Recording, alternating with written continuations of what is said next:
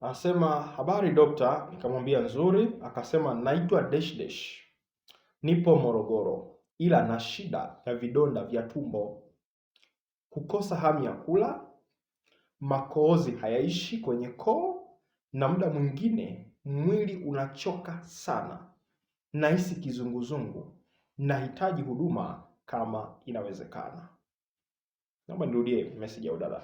Anasema naitwa dash dash, nipo Morogoro, ila na shida ya vidonda vya tumbo. Hiyo namba moja.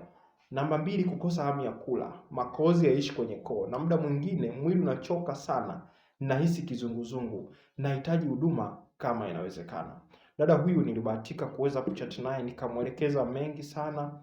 Ni mtu ambaye amepitia changamoto za kutapeliwa mtandaoni na madaktari uchwala ambao wako Instagram huko whatever, lakini alikosa mtu sahihi ambaye atakayemwelekeza afya ama sayansi ya mwili wa binadamu, nini kinatokea mpaka mwanadamu anakuwa hivi. Kuna matibabu mengi sana ambayo Dr. Kuboja ninayaangalia mtu anapokuwa na changamoto za kiafya. Kuna changamoto ya mtindo mbovu wa maisha. Yote haya wengi hawayasemi.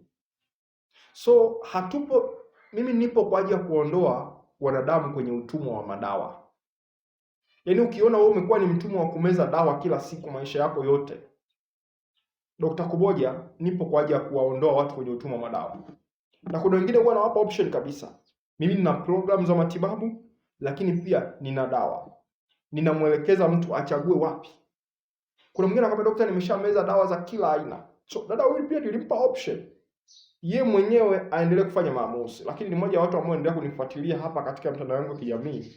Sijui kama alishafanikiwa kuweza kutatua tatizo. Huenda kuwa kama alipata mtu sahihi akamdirect na kuweza kupona. Lakini pia nawaza alijifunza kama bahatika kupona huko aliko. Je, amejifunza na kuweza kujua sosi iliyompelekea yeye akawa hivyo? Huenda kuwa amepata mtu ambaye amempa dawa sahihi akapona, lakini kama hajajifunza chanzo cha tatizo lilompelekea akawa hivyo, hakuna alichotatua. Atakaa miezi 6, mwaka mmoja, hili tatizo litarudi tena na ataanza kumtafuta mchawi, na huenda kuwa akaanza kuzunguka kanisani kwenye maombi. Lakini kumbe huenda kuwa lifestyle yake ya vyakula ambayo anayoendekeza ndiyo mchawi wake namba moja. Kwa hiyo dada yangu, najua unanifuatilia hapa. Kama ulishapona, nataka uniambie ulishawahi kujifunza chanzo cha tatizo kilichopelekea wewe ukawa hivyo.